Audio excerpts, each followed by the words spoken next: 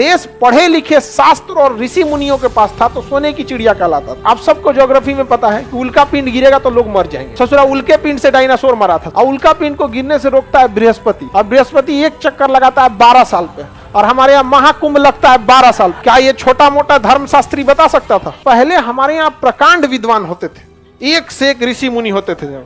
आजकल धार्मिक व्यक्ति अपने आप को समझेगा यूपीएससी वाला हो, खुश रहो।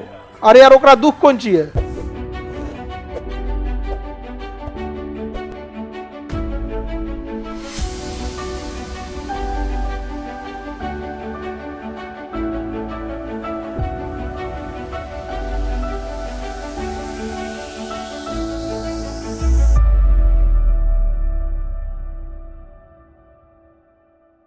राम जी इधर से ही गए थे इसलिए इसे राम सेतु कहते हैं। क्या कहते हैं? लेकिन मुस्लिम और ईसाई परंपरा के हिसाब से यहां से आदम गुजरे थे इसलिए आदम ब्रिज। कि हमारे देश में ऐसा हो गया कि धार्मिक शिक्षा की ओर वह इंसान गया जो इस शिक्षा की ओर नहीं जा रहा था। अक्सर आप देखिएगा हमारे समाज में ये क्या होते जा रहा है कि धर्मगुरु वही बन रहा है जो नीट जेई यूपीएससी नहीं निकाल पा रहा है।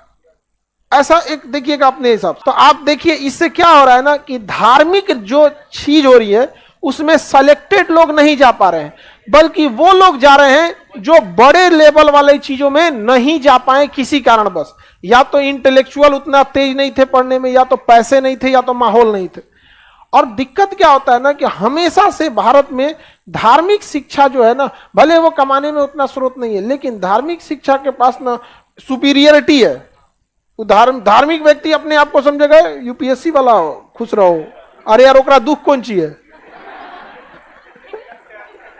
अब वो डीएम एसपी को भी कहेगा खुश रहो, ओकरा कौन ची का दुख है भाई? नहीं समझे यहाँ पे। तो धार्मिक शिक्षा जो है ना हम लोग के यहाँ ना बहुत ज्यादा, मतलब कहिए तो धार्मिक शिक्षा भी एक जो उसका भी अगर एक टेस्ट होता ना, जैसे यूपीएससी का कैसे एग्जाम होता है कि सारे ग्रेजुएट डीएम नहीं बन सकते, वैसे ही आप धार्मिक शिक्षा लीजिए। आप मुस्लिम है तो कुरान याद कीजिए, हाफिज बन जाइए, शास्त्र याद करके आप शंकराचार्य। लेकिन फिर जब आप दूसरे को ज्ञान देने आइएगा यहाँ पे तो वहां एक परीक्षा होता है। मुसलमान का ही लो, दूसरा को मत दो, हिंदू धर्म अपने लो। इससे क्या होगा ना कि जैसे समाज में पढ़े लिखे तो बहुत हैं, लेकिन उस पढ़े लिखे का मत के एकदम से यूपीएससी बीपीएससी निकाला जाता है, डायरेक्ट नहीं निकाला जाता। उसी तरह अब उसमें भी एक मत के निकाले तो और बढ़िया देश जाएगा।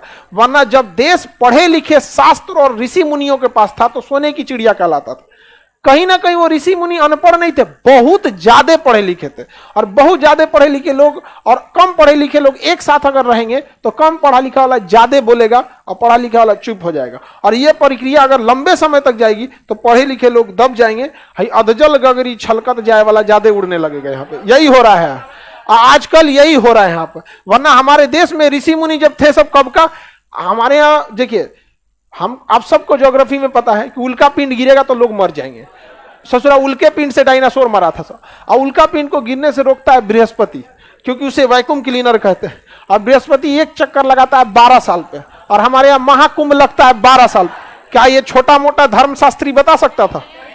प्रकांड विद्वान बता सकता था? तो पहले हमारे यहाँ प्रकांड विद्वान होते थे, एक से एक ऋषि मुनि होते थे। आजकल चलिए तो रामेश्वरम, चलिए ध्यान से समझिए। रामेश्वरम जो है ना, यहाँ पे राम जी के वजह से इसका नाम क्या हो गया? रामेश्वरम। हाँ रामेश्वरम, यहीं से गए थे राम जी।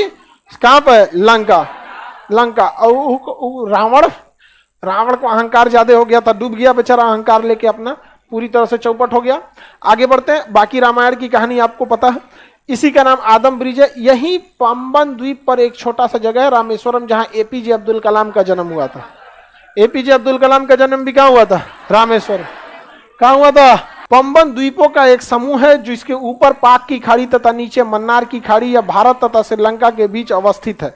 यह द्वीप जो है कई सुनामी की वजह से कई द्वीप क्षतिग्रस्त हो गए हैं। इसका सबसे प्रमुख भाग रामेश्वरम है, जहां एपीजे अब्दुल कलाम का जन्म स्थल। पौराणिक मतलब मान्यताओं के हिसाब से राम जी इसी रास्ते से क्या हुए थे, गए थे। यह इसके जैव विविधता की दृष्टि से बहुत ही संवेदनशील है।